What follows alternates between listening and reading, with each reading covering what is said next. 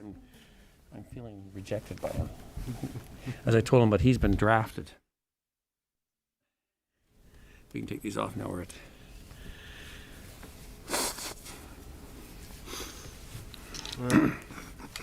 What's it Fauci said? Cavalry's coming, but you don't stop shooting while you wait for them. That's right. Unless they're coming at you, don't shoot at them. Friendly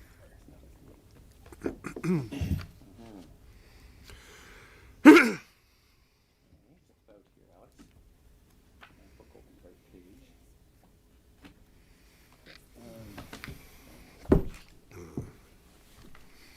Keyboard going to work? We hope.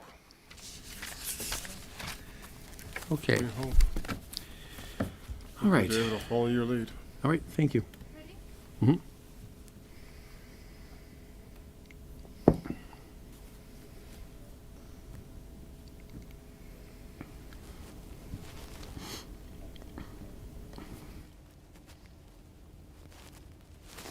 Hi everyone, thanks for joining. We're going to get started now. Today we have 1 hour, and just as a reminder, one question, one follow-up. We have Dr. Brown and Dr. Williams here today, so I'll turn it over to them to get started. Okay, well, thank you. Good afternoon. It's Thursday, and it's when we look at what's happened during this week, sort of projecting what might happen coming ahead. And it's our second Thursday since we had Dr. Brown here. So Dr. Brown is back with some more modeling and analytic updates of how Ontario is doing. So we'll be covering that shortly. So as I said, we've had a busy week, and I'll be talking about some numbers and data afterwards. So first, I'm going to hand things over to Dr. Brown to talk about how have we been doing compared to like even a couple weeks ago, and where might we be going. And I think it's very important we keep our eye on that because it tells us how we have to really keep focusing as a province, throughout the province, in each region, each area. It's a full metaphor, sports metaphor, court press. We have to really keep our eye on this one and do well. So I'm going to hand things over to Dr. Brown, then I'll have some comments to make afterwards as far as today's numbers and how we're doing since our update on Monday with Dr. Yaffe. So over to Dr. Brown. Great. Thank you, Dr. Williams. Before we start into the slides, I just wanted to let people know that when the slides show up on the screen, the sign language interpretation will disappear. It will be back on when we stop presenting the slides. If we could put the first slide up, please. Great. I want to just note here that this is work that comes from a number of different scientists from across the province, researchers at the University of Toronto, at the University Health Network, at Unity Health, at McMaster University, at Ontario Health, at Public Health Ontario, and at the Ministry of Health have all directly contributed material for this briefing or data sets that underlie it. We've also relied on input from colleagues from Queen's University and York University as we've been validating what's in these slides. If we could go to the, oh, perfect, thank you. Key findings. I want to spend some time talking about the key findings before we go into the actual data itself. Cases continue to grow. Percent positivity, in contrast, appears to be flattening. This is, I guess, a small bit of good news that while we do see case growth, we also look at percent positivity against a relatively strong amount of testing in the province. And so that indicates that we may be seeing some impact from the current restrictions. It's important to emphasize, though, that the impact of the pandemic still varies widely across and within public health units. So while we often talk about a provincial level picture in these briefings, the situation within public health units and even within communities within those units can be vastly different. Long-term care mortality and overall mortality to continue to increase and may exceed 25 deaths per day within a month. Now, mortality varies day to day quite significantly, but we're able to using forecasting to look ahead and see what at least the average or expected amount of mortality is going to be or deaths are going to be every day.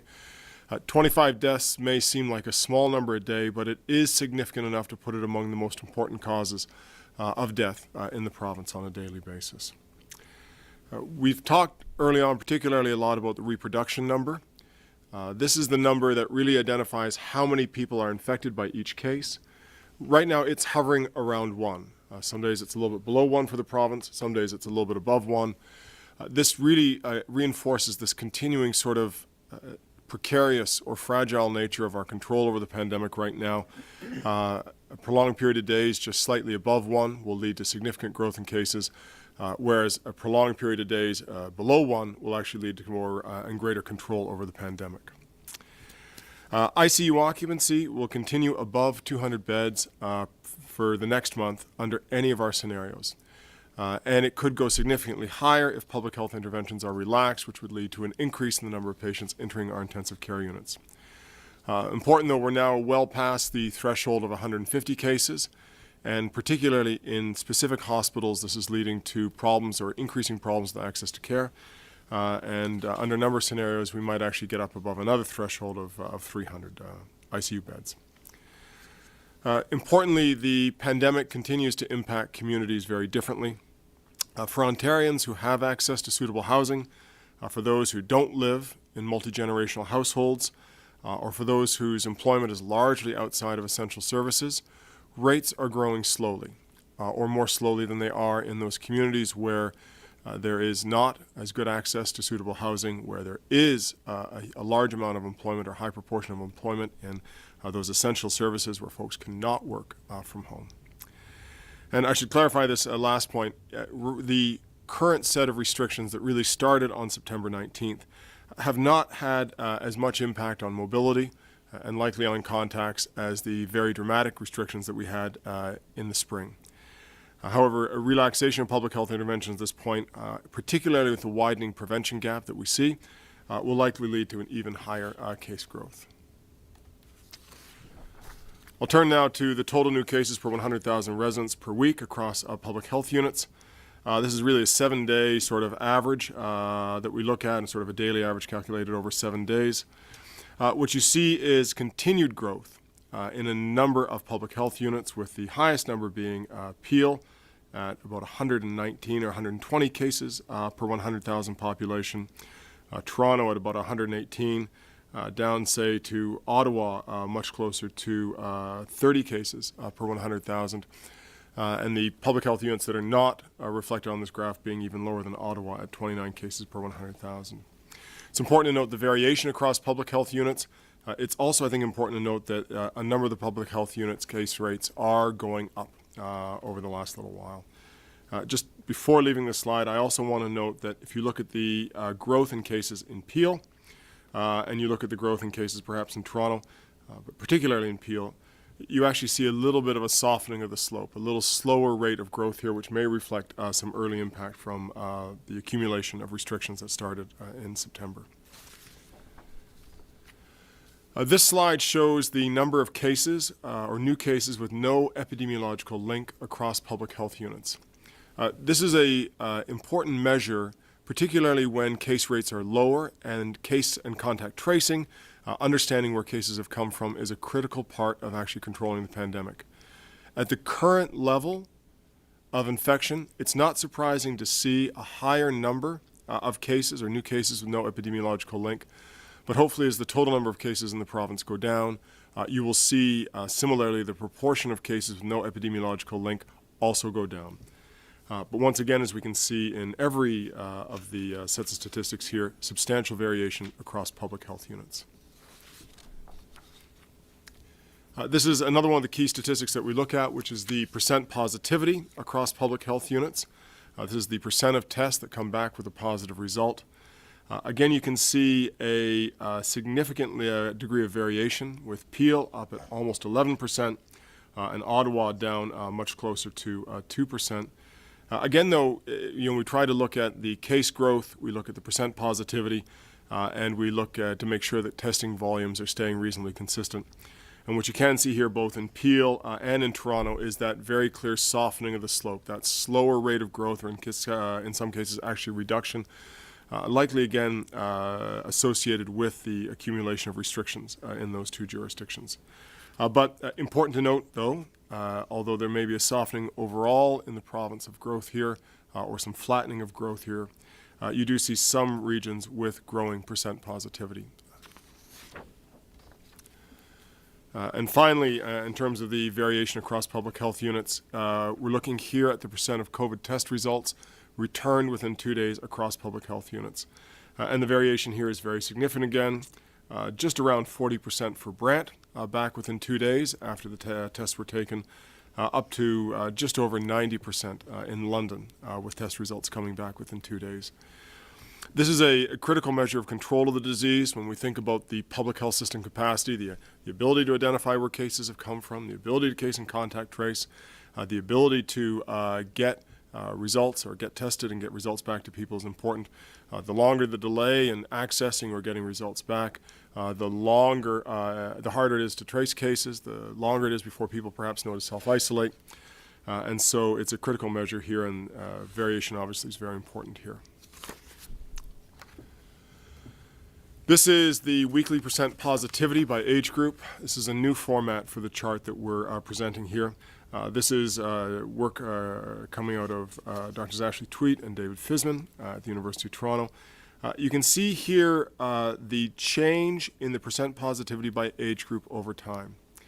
On the left-hand side of the chart, that first set of spikes is the first wave of the pandemic. And I think it's important to note here the high spike in the dark blue line. That dark blue line is people over 80 years of age. And this sort of big spike like that really represents, in the first pandemic, the fact that we had a rapid growth in the community, followed by significant restrictions on movement and restrictions that reduced contacts. That brought percent positivity in other age groups down. But then we had the second pandemic, which was the pandemic really within long-term care homes. And that blue spike is that second pandemic. What you see as you look over in the right-hand side of the chart are the curves for the same percent positivity during the second wave. And you can see here both the general flattening of that percent positivity in most of the age groups, but you can also see that it's a much more distributed set of rates here, where really it's reflecting the broad community spread of the disease and the fact that it is broadly being spread in the community and distributed. This slide looks at cases and deaths in long-term care. The orange line there shows daily active cases in residents. You can see a substantially high rate of growth, a small dip, and then really kind of return to what the previous level looked like. The yellow line shows a somewhat more consistent trend upwards for staff cases, and the green line talks to the cumulative deaths. I think what's important to note right here is that we've had about 496 resident deaths since August 1st, but really this has been an accelerating rate. 493 of those deaths were since September 1st, and 102 of those deaths occurred in the last 7 days. So not surprisingly, as cases rise, you will see a rise in deaths that follow by a number of weeks. This reflects the progression of the disease, and regardless of what we do now to reduce the case rate, the mortality will continue to accumulate at pretty much the same rate. You can see here in this slide, this is work out of McMaster University here. You can see the variation, but also the overall increase in daily total mortality. There is significant variation here, and we've put the confidence intervals here for people to see. But generally, the trend is increasing up. And as we know, it'll be between 25 and 30 cases a day on average, really by about the time we get to the end of the month and into January. And once again, mortality will be really the last of the indicators probably to change for us. It's really kind of the terminal outcome to COVID-19 infection, and you can see very clearly that this is lagging cases, but it will continue to lag cases if they start to come down. It'll stay up. Here, let's start to look at the projections for growth in case numbers across the province. You can see that gray line and the gray bars underneath, the growth in cases from just over 1,000 cases per day up to about 2,000 cases per day right now, almost. And then you can see various estimates of growth depending on what our current level of growth is or what the other jurisdictions whose modeling or whose behavior we're trying to understand in relationship with the Ontario population would look like. I want to call a couple things out here. First, this is the modeling produced by the COVID-19 Modeling Collaborative, but it is broadly consistent with modeling that comes from Public Health Ontario, which is a shorter time frame, and modeling from McMaster University, which I believe is a slightly longer time frame. So we've got some consistency in what the estimates are telling us here in terms of the growth of the disease. If we continue on at around 0% growth, we really plateau at our current level of growth, we're going to see just about or just under 2,000 cases a day. If we have 1% growth, we're going to be up to about 22 to 2,500 cases a day. And if we see a higher rate of growth, say 3%, we'll be up to a much, much higher level at well over 4,000 cases per day. What I think is important to note here is that if we see really fast growth, like 5%, we'll be up to a significant number of cases by the first week of January, about 10,000 cases a day. And if we see the type of explosive growth in infections that we saw at during the beginning of the first wave, at say about 9% growth, we'll see 15,000 cases. It's really important to understand that at this point where the reproduction number is fluctuating around 1, small changes, even just a little bit of time above 1, can lead to substantial growth. Right now, in terms of our percent growth, we're between about 0 and 3% over the last 7 days, looking at the 7-day average. But it's above 1%, it's about 1.5% from yesterday. And if we continue at that 1.5% level, what we saw yesterday, over the next while, we will have about 2,500 cases a day in the province. Looking at the next slide, you can see here the growth in hospitalizations and ICU admissions. You can see in those orange bars the growth in hospitalizations is about 92%. This is compared to, say, 63% when we last presented it, the last 4-week growth. This 4-week period is 92%. Really important to note as well a substantial increase in COVID-19 patients in ICU at about 166% increase. But you can see here really kind of the way the disease progresses through a population here. We have a growth in cases on the previous chart. You see this lagging growth in hospitalizations, and now you see the growth in ICU use starting to catch up. And importantly, this takes us now to the projections of ICU occupancy. Last time we made this presentation, we were estimating that we'd be over 200 ICU beds at this point, and we now are. And under any of the scenarios that we look at, even a 0% growth, we do see ICU occupancy over 200 beds. There's reasons why, even with sort of 0% growth right now, we might not see substantial increases in ICU beds. That's having to try to understand how Christmas holidays and other factors integrate into this. But you can see here that if we get up to 3%, we have a substantial number of ICU beds occupied. And if we're somewhere between 0 or 1% and 3%, we're really looking at about 250 to 350 ICU beds occupied. We're already within striking distance of the roughly 280 ICU beds that were occupied at the peak of the first wave. And if we do see 3% growth, we will exceed that. I want to make a couple other comments about this to try to put the challenges in ICU care into context. The first is that this is not evenly distributed across the province. So this is not a few beds in every hospital. This is heavily concentrated in Peel and Toronto. And when ICUs become heavily affected by COVID like this, you do really start to see interruptions in service, including in necessary and emergency service. And so we're over the threshold at which we believed we'd have to start canceling and delaying elective surgery. We're now into that threshold, particularly in a number of communities where important care is being delayed. Again, if we got up to that really explosive growth that we saw in the first wave, that 9% growth or 5 to 9% growth, we would be up around 500 or more, up to 1,000 beds actually under 9% growth by the end of the first week of January. I also want to note that it's not just ICU beds. The critical issue here is staffing. Every one of these beds requires staffing by highly, highly trained nurses and physicians, or at least a number of these beds require staffing by highly trained nurses and physicians. We're starting to see staff breakdown as you sort of look at a number of the reports coming to the hospitals. It's as much an issue of how many people we have as it is of the actual beds. And of course, the reductions in ICU capacity contribute to an access to care deficit. If you look here, and this is a chart we show every time, you can see the growth in the COVID pandemic here in terms of the total number of cases in that blue background.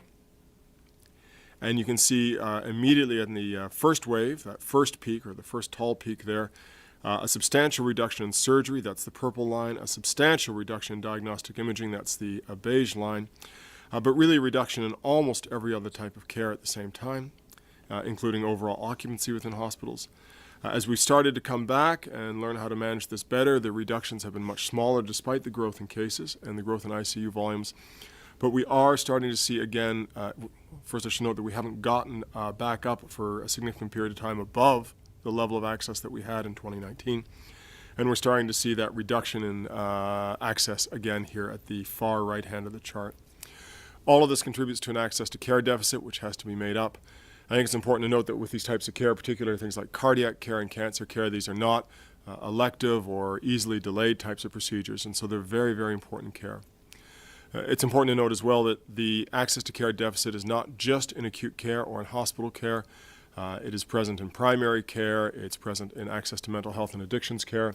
All of these have consequences. And if you think about the situation as with cancer, if we have a deficit in access to screening, if we have a deficit in access to diagnostic imaging, all that contributes to the outcomes that we're going to see from an overall access to care deficit with acute care as well. So it has a bit of a magnifying or a increasing effect. I want to turn now to some of the issues that we addressed in the last briefing, which is really what is happening across communities within the province in terms of rates and what is associated with those rates. We've looked at a number of factors that really lead to higher exposure to the COVID-19 virus. These are factors that are long-standing sort of structural factors and tend to hit communities with lower income. They tend to hit neighborhoods with a high degree of visible minority population the most heavily. You can see here communities with access to suitable housing in this chart. The red line is those communities, those neighborhoods with the lowest access to suitable housing. And although the definition of suitable housing is very complex, you can think about this as really having enough bedrooms for people in the house. And you can see that in those communities with low access to suitable housing, a dramatic increase right through all of the restrictions that we've seen brought forward in the province. In contrast, in those communities, the green and the blue line, you can actually see a flattening, although now this has changed and the rate of cases is growing across all of those different types of communities. If we look here, we can see the impact of multi-generational housing, and this is an important impact again to think about. When you have several generations or 3 generations in a house, obviously you have older people who are more vulnerable to the virus. But again, you can see in those communities with a high amount of multi-generational housing, that's the red line again, you can see that dramatic increase in infections. And if you look at, say, the blue line, which is those communities with the greatest access, or with the least amount of multi-generational housing, you can actually see a almost sort of flattening or slight dip as some of the restrictions come online. So big impact again in terms of how this drives spread of infection. And finally, looking here, you can see communities again and neighborhoods again divided up by the number of people, the proportion of people working in non-healthcare essential work. These are the people who need to work in grocery stores, in distribution centers, in manufacturing. They're unable to work from home. And this sort of essential work obviously keeps food on the shelves and is important to all of us.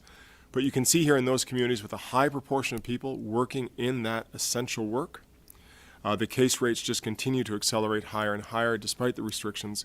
Whereas again, in those communities where there's a high proportion of people able to work from home, that blue line, you really again see that flattening for a while with the restrictions. The importance of putting together all of these points of data is that it shows we're going to need to have a comprehensive approach to supporting these communities if we are to actually control the pandemic. It's not going to be solved with one or two tools. It requires attention to these long-standing structural factors. I should just note as well that this data is for Toronto. And again, looking here, the last of the new data we're going to show, I just want to make it clear we're really talking when we say current restrictions about the accumulation of restrictions that started in the middle of September and have increased since then. This gives you an idea of their impact on mobility.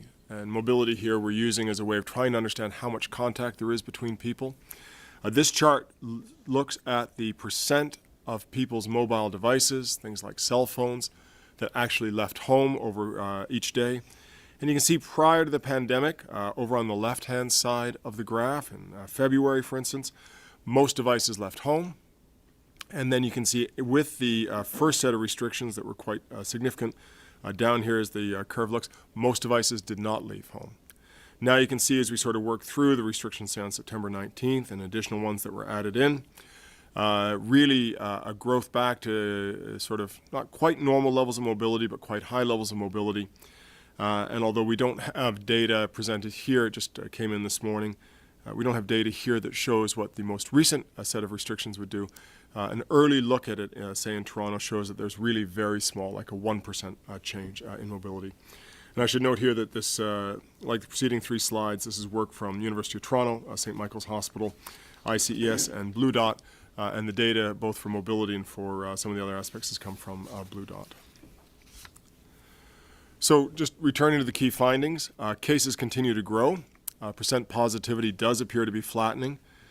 The impact of the pandemic, though, does vary widely, and there are important measures of public health capacity that show concerning variation and also some issues about overall level of success. Long-term care and overall mortality continue to increase. The reproduction number continues to sort of hover one side or the other around 1, which really tells us we're in a very sort of fragile or precarious position still. If we're able to keep that number under 1, you will see cases go down consistently, which will be important for control of the pandemic. But if it continues to sit as instead just a little bit above 1, you will see substantial growth over the next month. As predicted, ICU occupancy is over 200 beds now and increasing. It is getting close to the peak level of occupancy in the first wave. And if we see a growth in cases, for instance, if public health interventions are relaxed, you can say that number going to 350 and even higher. For Ontarians with access to suitable housing and employment outside of essential services, cases do increase at a lower rate, but these structural factors do have an important effect on exposure and really can increase exposure for Ontarians. The current set of restrictions are not reducing mobility as much as the original quite significant restrictions in the spring. If we see a relaxation of those restrictions, we would also expect to see an increase in the case rate and, not surprisingly, an increase in mobility as well. With that, I'll turn it back to you, Dr. Williams. Okay. So thank you, Dr. Brown. And so we have much to think about as we look at that. If we look at just recently, how does that build on what Dr. Brown had commented on? You'll see that we have had an additional 5,549 cases since Monday. And we have today 1,983, which is our new single-day high.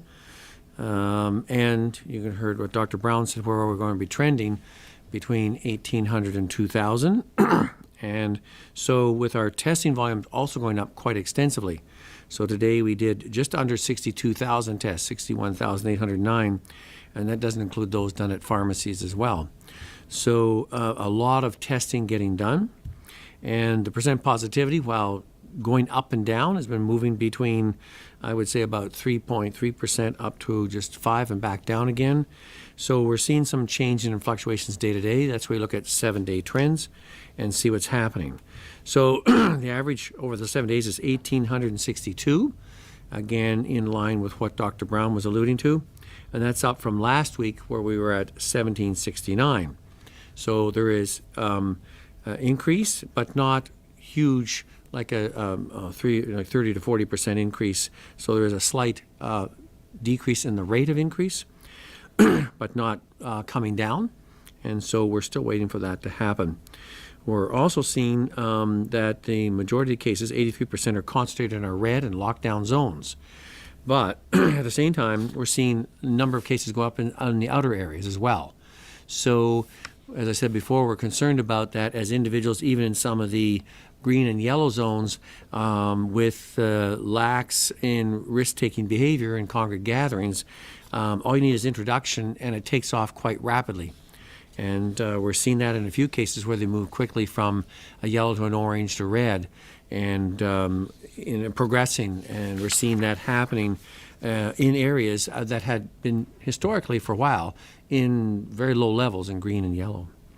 So we're still seeing deaths occurring, as Dr. Brown alluding, about 25 a day. And again, we had 28 today, or 35 today, reported, unfortunately, as this accrues. And we've had 73 since in the last week since we talked to you. So these losses are occurring, and as Dr. Brown alluded to, because these are cases that have already been occurring, this is a lagging one trend direction. And unfortunately, some of those that are in ICUs and hospital care and that are, it's a risk, and there's a certain percent that does occur, unfortunately. Comments about that? Generally, I think from where we were a couple of weeks ago, and we heard even before 2 weeks ago with the projections from the initial ones in November, and from Health Canada saying that Ontario would be at 6,000 a day. Fortunately, we have not got there. So, in one way, we have had success in flattening down the pace of increase. But as Dr. Brown's alluded to, we haven't got that down to zero totally increase and coming down. Our R effective, and that R factor is moving between under 1 and over 1.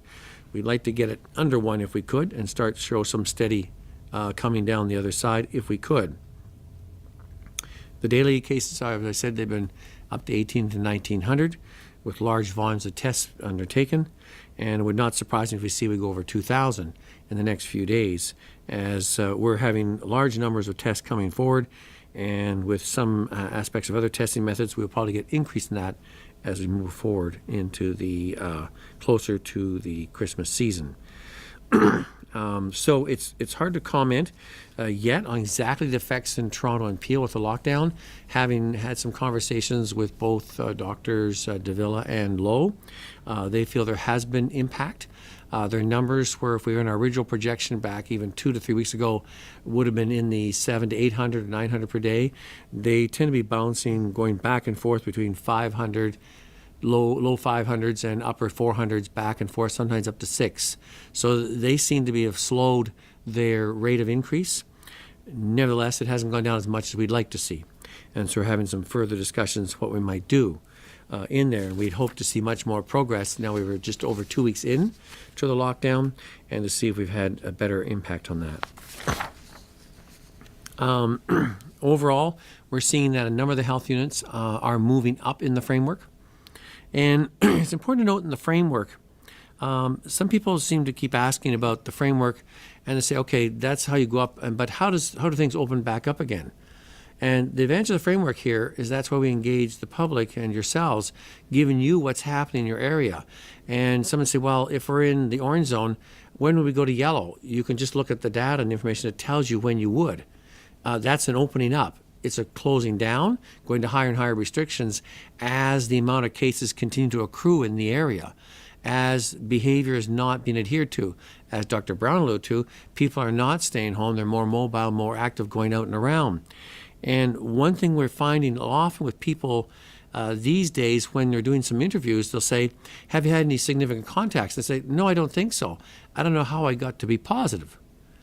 And when you ask them later on about it, say, well, I did have some congregate gatherings with friends without masking, that kind of stuff, but they didn't have any. They didn't say they were sick at all. They found out later that they became sick shortly after, and they were at that time just incubating and were passing on the virus. And when you have positivity rates of 3, 4, 5, 10, 15%, there's a good chance there's a lot of people. If you're in a setting, someone's going to be there who will be doing that. Therefore, you have to be very stringent about those precautions because you're going to be exposed, and then you will acquire the virus. And we want to really keep this down and drive it down as you get into the Christmas season and the vacation one. And because people, while there may be some movement, we do not want a lot of movement. And there may be a single person, or there may be a student who's quarantining off-site who's going to come home and maintain that quarantine function and enter back in the family for that period. We have to be very careful about that. One, that they're not bringing anything back, and of course they're not going to take anything back to the university setting when they go back again, or college or dormitory, because they may be going from different zones. And we want people limiting their movement between the zones And I know there's that Christmas song, "There's no place like home" for the holidays. We mean home and stay home and in your household. That's what we're asking for. And as you saw with Dr. Brown's data, we're nowhere near what we did at the first wave when we drove that down. That limited mobility was really terrific, and Ontario led the way. We're not doing that right now. We've come down leveled, but we have not come down. And I can tell you when I'm required to drive on the highways and that, the traffic load is very similar to like it is during a non-COVID season. And so there is a lot of people on the move. We have to get that down and limit that somehow. So, and the other factor is that when we are talking about these things of lockdown, that as compared to the first wave, you have to remember that we were not in lockdown then. You have to remember schools were closed. Long-term care had no visitors. Hospitals had closed down all except critical surgeries. And ED loads and hospital loads were down considerably. We now have schools still open. And we have maintained strong guards around that, picking up more and more cases all the time, especially from our high zones, of students showing up, both elementary and secondary, positive, but our tracking back and our testing tends to indicate it's very much from the family. And so people are being put at risk and exposed. And at the same time as Dr. Brown was worried, the concern is in our hospital systems. Our hospitals are open and trying to function as fully as they can to catch up on the backlog, to deal with the urgent issues that are there. But that means then these beds coming in, they start to push back on that. So by not taking these precautions, you put the healthcare system at risk in your areas, and they have to then curtail, including we're having more outbreaks in our hospitals. And that has even more impact on the staffing situation. So we're in a very precarious stage here, and we have to really watch this carefully if we are not going to have to close some things further. So we're bending the curve a bit. As the data shows, we are slowing the rate of increase, but we have to do better than that. We have to flatten it. We have to start some downward trend. We have to get that R effective less than 1, not just in Toronto and Peel and in the zones around the GTA, in the other ones too. And some of our smaller ones are hitting that right now, and they don't need many cases to put them into an outbreak situation. So those are the comments we have to make, and we're going to have time for questions now from the media and to try and talk about where we're at and where we're going and what we need to really focus on locally as a system, as a province, and as citizens of Ontario to bring this under control while we wait for the vaccine to come. And it will come, but it's going to take time in working it through before we have it as a major factor. We still have January, February, and March ahead of us, and we got to get that down. So that's our message there, and over to the media for questions. Thank you. We'll go to the phone lines. Just a reminder, 1 question, 1 follow-up. Over to the first question, please. As a reminder, please press star 1 if you have any questions. First question is from Ashley Legasic at News Talk 1010. Please go ahead. Hi, doctors. Thanks very much for taking my questions. This is for both Dr. Williams and Dr. Brown. It's clear that most cases in Toronto have no known epilink. So what exactly is the reason for this? Is it a discrepancy with contact tracing? Is it people having too many contacts? What exactly is contributing to this? Well, thank you for the question. And when we are asking our people who are doing the frontline work of case contact management, we're finding more and more people come saying, I don't know, I don't think I had any contacts. And either they were not remembering them, they thought they were insignificant just because, well, they seemed fine. Yes, we chatted for having a coffee for an hour in a place. We didn't wear a mask, we didn't take precautions, but I don't think they had COVID. Or some may say, well, I really don't want to tell you, or because that's putting other people at risk, and we can't get on top of that. And we find some people say, well, I was at this public setting, I grabbed a group here, and that morning, this afternoon, and evening, I don't know, maybe 40, 50, 60, or 100 people. I can't recall who they were. So we're getting this very much casual approach around restraining oneself of moving out around the house, contacts without proper masking and distancing in a number of multiple settings, almost like validating why I thought it was okay. And yet we're saying with the positivity, especially in the areas of the orange, red, and lockdown, with the positivities moving well above 5 to 10%, that means in your small group of 10, there's a good 80% chance one person's there who is incubating and spreading, going up to 100%. So you cannot take your eye off the ball on that. You have to keep focused. We're finding that when it gets over a certain number, there seems to be a certain group in the population that have sort of, in a way, abandoned that kind of precautionary approach. We can't have that because that backs up to tracking it back. It moves into transmitting to family members. It moves into transmitting to kids going to school. It moves into transmitting people going to work in long-term care homes and staff going to work in hospitals, and the whole thing just starts backing up. So you may think in a certain age group it's not a big deal. It is a big deal. And so we need to get that focus back. You should be able to say, I think the significant contacts I had in the last 5 to 7 days are these. You should be able to know. And it surprised me that they don't. I don't know if Dr. Brown has anything to add to that, but I'll just say that when you do see case growth over a certain level, it becomes increasingly challenging to trace contacts. And as well, when you see that a lot of this is associated with where people work, it becomes challenging sometimes to figure out what has happened and where that has occurred. We are looking more closely into the information as well, and we may have a little bit more insight the next time that we brief. After analyzing this information, and Dr. Williams, this can be for you as well, but after analyzing this information, after presenting this today, if you were to advise the province on next steps to get a control of what's going on here, would it be more restrictions, fewer restrictions, different restrictions? What precisely would you recommend that you think would work? So, as I said, that as we're going for the data, we will be recommending that health units are moving up in the framework.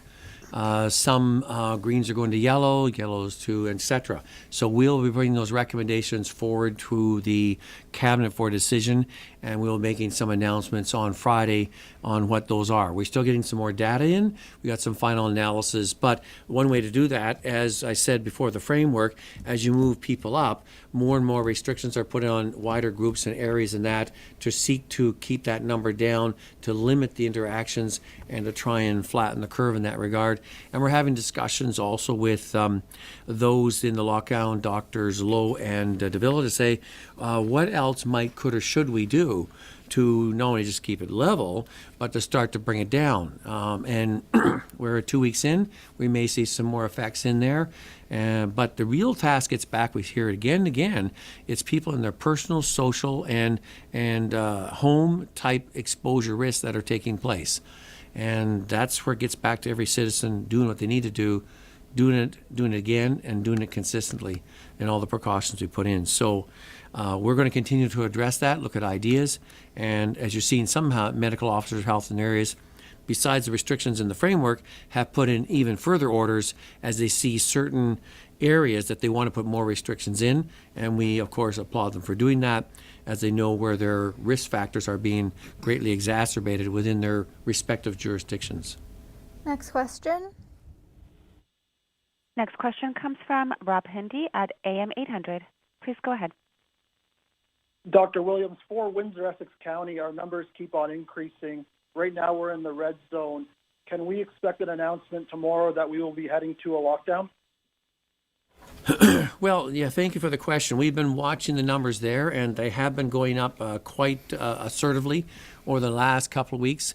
We want to look at some new data and numbers. I've had some discussions with Dr. Ahmed and his concerns there, and what steps he is taking at this time to seek to try and curtail that spread, and what else we can do to assist. We're giving him extra staffing to help out in the case contact management, and any resources we can do to assist him to see if he can slow the rise that he's seen. Because if you look at some of the charts from Dr. Brown, just a couple of weeks ago, they were quite down low, and they moved up almost exponentially in the last 2 weeks. So we have some challenges to deal with there. So we're going to be watching and monitoring and working cooperatively with Dr. Ahmed, as well as with the municipal leaders within the Windsor-Essex region. Follow up?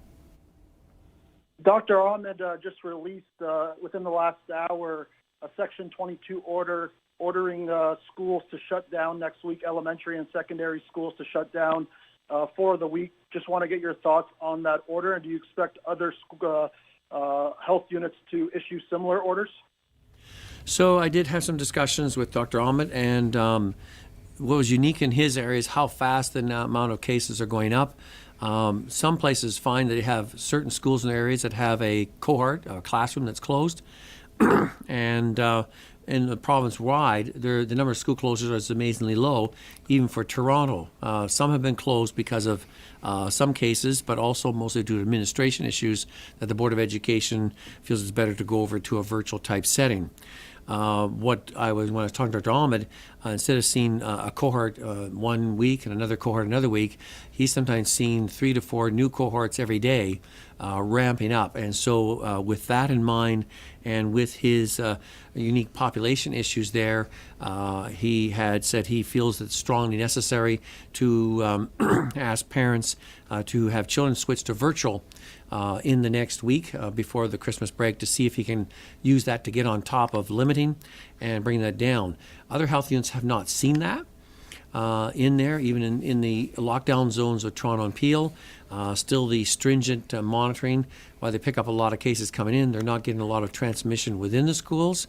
But there's a lot of kids, more and more children coming positive. When they track that back with some testing, it tends to be linked to family and family positivities and contacts in that area there. So others have not seen that same thing. I will mention that Dr. Ahmed is keeping the child care centers open. He's just asking the students to switch from in-class to virtual for the final week before the Christmas break. Next question. Next question comes from Lorenda Redicop at CBC. Please go ahead. Hi there. Looking at those 4 different modeling projections, there's such a huge difference we're seeing in terms of what could come in a month. What will make a difference in terms of where we're at? You want to start? Sure. So the fundamental thing that makes the difference in where we're at is the rate at which the virus spreads. And this is why we keep on talking about this fragile or precarious situation. If people are able to get tested quickly, if they're able to self-isolate, if we can support communities as they try to ensure that folks actually can isolate and can get tested, you'll actually see that come down. That's just sort of the iron law here. Reduce the contacts with people who are infected, you reduce the spread of the disease, and that number will come down substantially. But right now, it's just fluctuating up and down, just on either side of one, and it's really a precarious position. A few bad outbreaks, a few of what we call super spreader events, or a decline in adherence, you could see it kind of take off quite quickly. And I think even more worrisomely, this can happen very differently in different communities. So if you see this happen in a small community, you could see the picture in that public health unit change very rapidly, and within a week be in a very dangerous area. Follow-up? For Dr. Williams, are you guys hearing me okay? Yes, we can. They'll move the camera in a moment. Okay, great. So for you, Dr. Williams, in terms of your recommendations for Christmas for people, do you plan on recommending things such as that people don't fly? We are certainly at this time, our concern here in the province is that we are going to we like households, keeping the group numbers down. Even those in the yellow zones, I think that's a good precaution to take at this time, especially those in the orange, red, and lockdown zones. It's very critical to minimize the contacts outside of your household. Don't really go out too much unless you need to. Keep that for essential. Still giving support, of course, for people who are locked in, elderly people who need some support and help with proper precautions, and that can be done. And so we're asking for that. Everybody's doing the infection prevention control thing really carefully over this time. Still looking at how you maximize those virtual holiday celebrations, whether it's Hanukkah or Christmas and into New Year's. I think there's many creative ways I've seen already. I've seen a lot of people doing their different ways of getting all their purchasing and things done. So we're asking people to prepare for much more of a COVID Christmas and New Year's, so that we can get ready for our inroad of vaccinations in the new year. That's the good news story coming down, but it's early days. And so that we can look forward to a more normal type activity next year. But I think this year is going to be very much limitation. That means the travel motion around in the province should be minimalized unless it's essential in that. We don't want a lot of people going out in high zones to other low zones. It's like back in the summer when we did the cottage country issue. If you do go, bring all your supplies with you and don't go into the areas and utilize those services, because while they didn't have a lot of services back then, they have any less now because there's not a lot of activity, especially in their health services, so they have limited capacity to deal with issues that you might run across. As far as interprovincial travel, I mean, international I have great concerns over in general, and there's a lot of concerns there, and that's why we still have the federal quarantine laws. They're still in place, requiring the required quarantine rules, and especially people going to very high-risk areas. I think you really need to weigh that out and consider not going, strongly not going, because you're going into high zones of transmission, and without the resources, both family and otherwise, to deal with illness if it did occur. Across the country, you've heard other provinces asking not people to travel from one province to another. Different CMOHs have done that in there. We haven't put any bubble on, like having Atlanta not coming to Ontario in that, just because we are still saying in general limit your travel in there and keep it to essential. And if you wear, you have to do your proper quarantining beforehand, all the precautions while you were doing that traveling, whether it's in driving or otherwise moving through, because you're going to be going into places to get gas and things. So I prefer you didn't. In that, we haven't put any strict rules about that, except we would not want you going from high zones to low zones unless it's essential.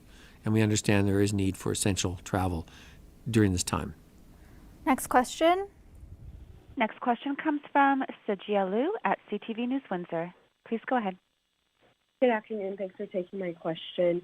I just wanted to ask more about the closure of schools in Windsor-Essex. How effective do you think this measure will be when it comes to flattening the curve in our region, given our unique cases here?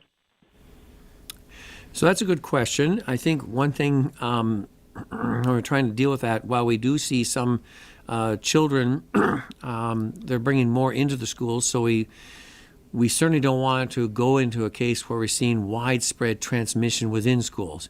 We have seen that in other jurisdictions, and I know at Windsor you did experience that, where there was inflow into the school.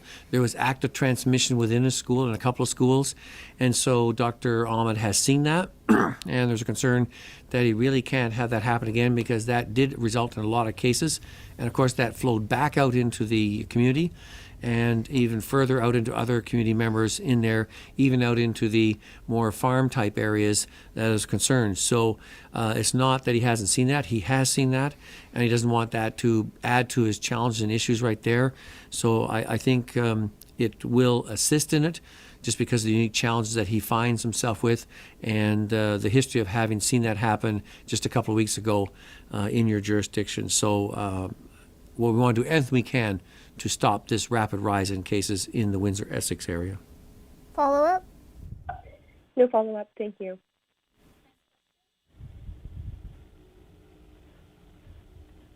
Next question comes from Christina Tenalia at CP24.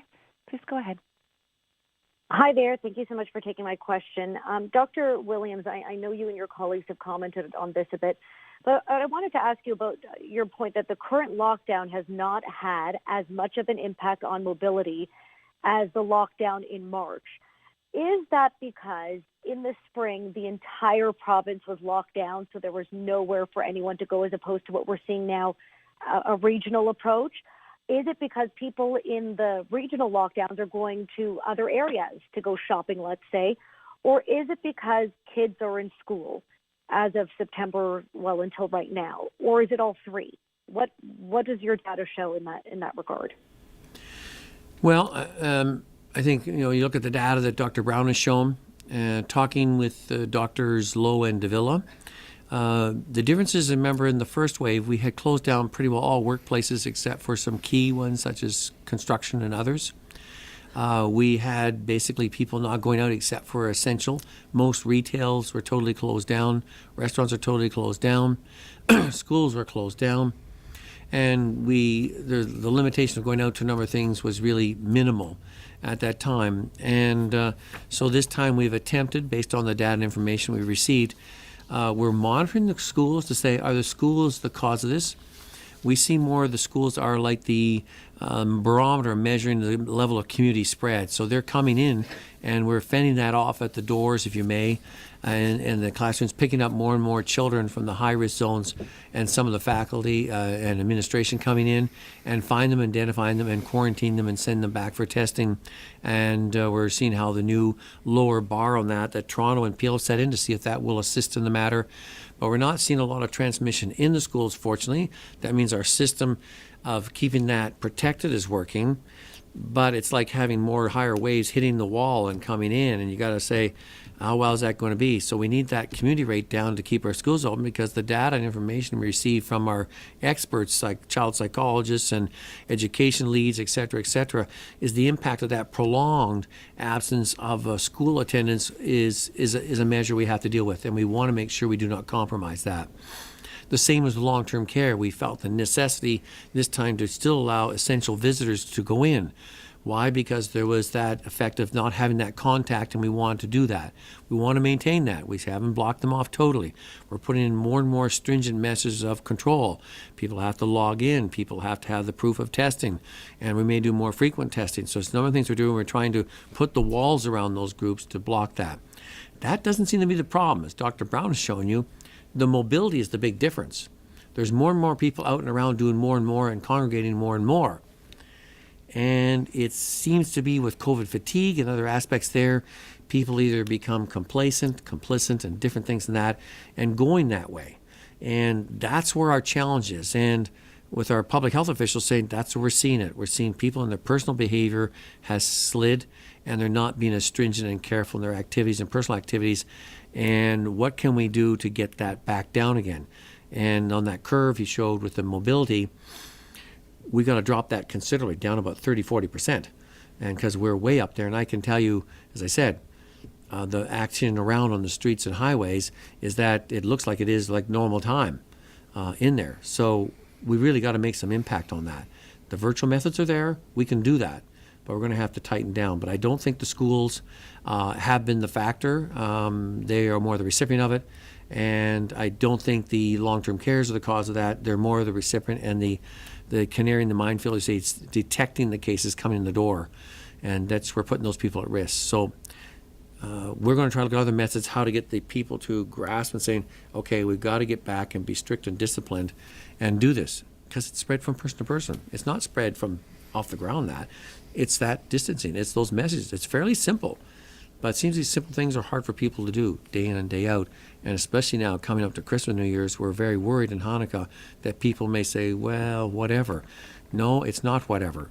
You got to do whatever you can to stop it. And we need that action. I don't know if Dr. Brown has any further comments on that, but the data, I think, is from the modeling is very compelling. And it's there. The only thing I'd add to Dr. Williams' point is that there is more mobility, and it has not gone down in the same way with the accumulating restrictions. It's really important, though, that we think about test, we think about trace, we think about isolate, but we also think about support. In all of these are people who sometimes would find it difficult to self-isolate, would find it difficult to take care of all the things in their lives that need to be taken care of, and so the support aspect of it is critical as well. Follow up? Okay, thank you so much. Oh, 1 second, I'm hearing my echo. Thank you, Dr. Williams, for mentioning COVID fatigue. That was what I was getting at. I wanted to ask you both quickly about the rollout of the vaccine based on this modeling. I know, of course, General Hillier is leading that, and he's actually going to be speaking to reporters in a few moments. But what recommendations, if any, have you provided the Premier, his cabinet, the province, the task force on the vaccine rollout based on this latest modeling? So I think you raise a very good point. And one thing about the COVID fatigue, if people say, I don't see anything on the horizon, and now the vaccine coming in, we see the light at the end of the tunnel. That means you say, okay, I guess we're going to be in this for the next 2 or 3 years. So we see this there. So that sometimes lifts the fatigue. People say, okay, the finish line is getting close. Let's stay at the task. So I think that's an important point. My recommendations, I mean, I'm on the task force as ex officio, and there's people at the work tables. Our staff are there who have been doing the annual influenza campaign. We just did our most successful one, moving out over 5 million doses in the province of Ontario, working with our partners, the public health units, with the pharmacy, with the primary care doctors, with the pediatricians. And that's no easy task in a matter of 2 months doing 5 million people. That's one advantage Ontario has. Is every year we do that. We have those machines in place to do that. What we need is a lot of vaccine and get those approved and coming out. So we're getting ramped up, ready to go. The aspect, too, is it's hard to immunize a whole bunch of people who are sick with COVID at the same time. We would rather have it with people being at low levels and immunize them so they don't get COVID. So we want to make sure we drive that forward, and the guidelines we're giving are consistent with our federal counterparts. We're at the table at our Special Advisory Committee and with the National Advisory Committee on Immunization, who we should do first, second, third, and as the vaccine comes in. So General Hillier is taking that into account. I'm sure he'll be talking about that with you shortly as he continues to ratify this whole program that's pretty consistent across Canada in that way. Okay, thanks everyone.